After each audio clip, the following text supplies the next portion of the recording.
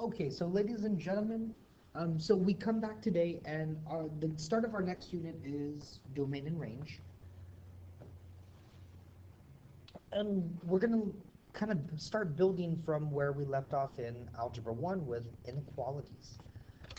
So when we look at this first example, we see a number line that starts at -5, or there's a segment on it that starts at -5 and goes all the way to 1.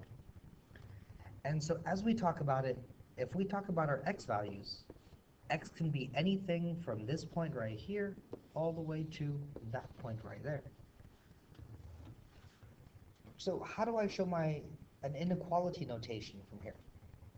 Well, before we even begin with the inequality, let's talk about compound inequalities and how they're written.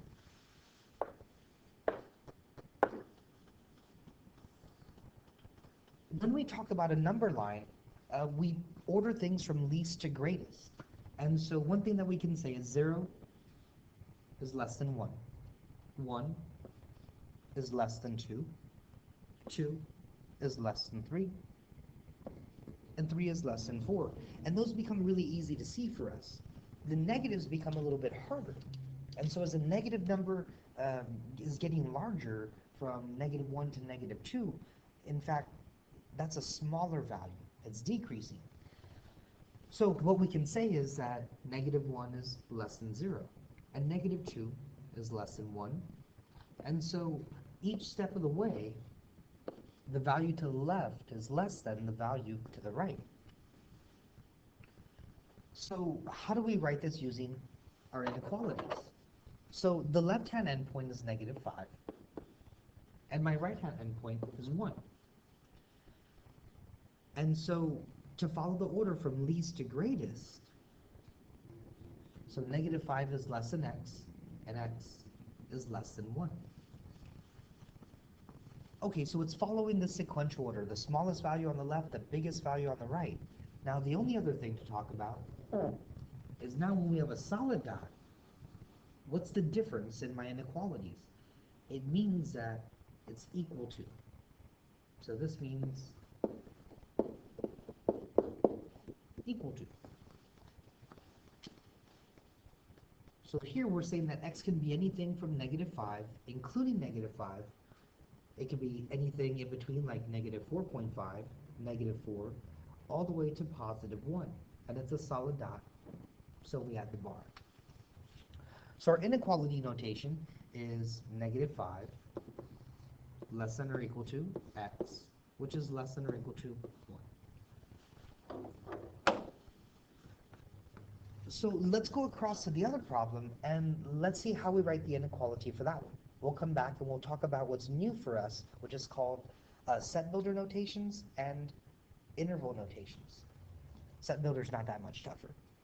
Okay, so over here,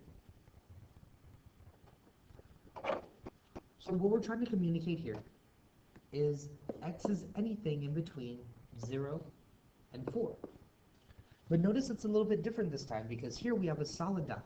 So what we know is that 0 is less than x, which is less than 4, and it's equal to 0 as well.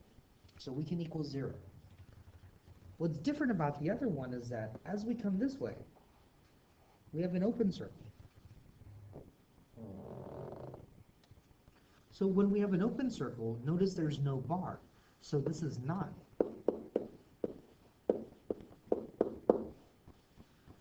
So that means that we get really, really close to 4. You could be 3.5, 3.9, 3.99, but you cannot be 4. And the way that we show that is the less than symbol without that bar underneath it. So our inequality notation here is 0 is less than or equal to x, which is less than 4. Okay, so set builder notation. So we're going to start with this piece here. We'll come down below. We'll write this down. So set builder notation. We're going to start with x such that. And how do I show that mathematically? It is like this. So I say x with a bar. And so it looks like a 1. But this little bar right here means such that. So x such that. That's what that's saying. And then how do I finish it? I copy down my inequality. So 0 is less than or equal to x is less than 4. So set builder notation is more of a mathematician's formal notation. We say, hey, we're going to talk about x. So that's where the x such that comes in. And then we talk about what x can be. So it's between 0 and 4. We can be 0, and we cannot be 4. So we do the same thing over here. So we start with x such that negative 5 is less than or equal to x, which is less than or equal to 1. Okay, so now we talk about the new type of way of writing these. And so going up to the top, now I can kind of zoom out a little bit. So notice that under interval, we have different symbols. So how do I say equal to for an interval? I use a bracket on either side, depending if it's on the left side or the right side of my number line.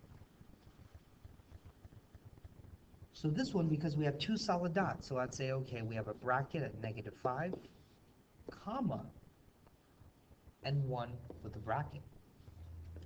So what's going to be different about interval notation is as we communicate this, we're not putting x there.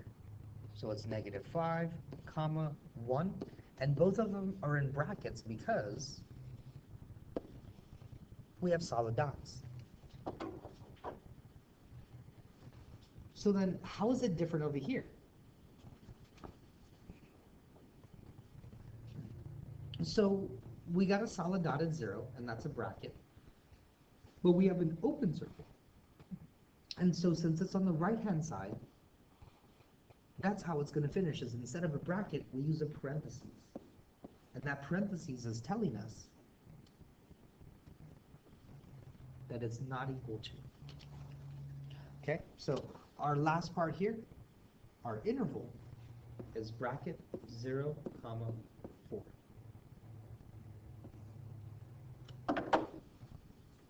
Okay, so you have two problems like this on your practice sheet, and that's what I'd like you to go take care of.